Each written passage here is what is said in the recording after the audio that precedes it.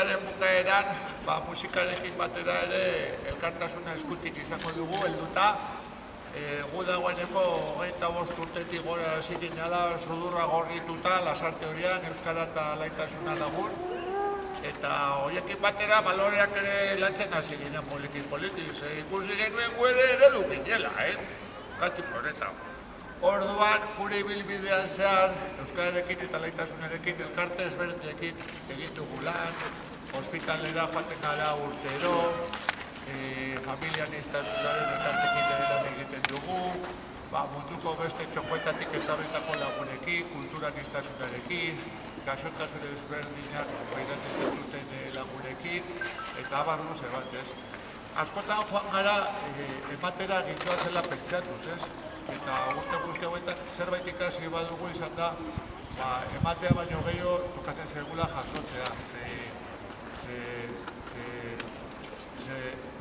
Eman da jaso eta eman elkartasuna da hori.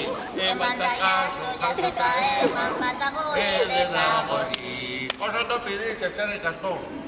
Ataskatu inaiz, oso nintzen ezin da.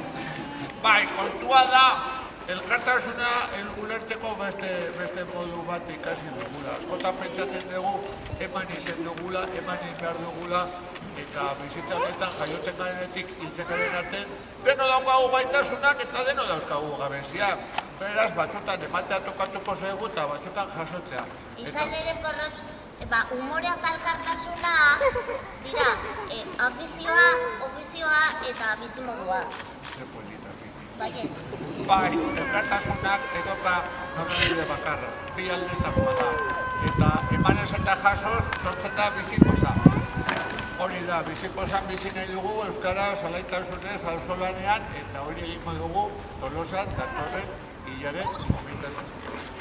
Betago goier gure laguna, ezer berezirik antolatzea baino, pentsatu du, kontxo, antolatuta dago eta udal musika bandarekin eta bertako abeslariekin eta herritarrekin aprobetxatuko du hori, eta hori izaten dira festa, esan bezala euskararena, musikarena, kantuarena, dantzarena eta elkartasuna.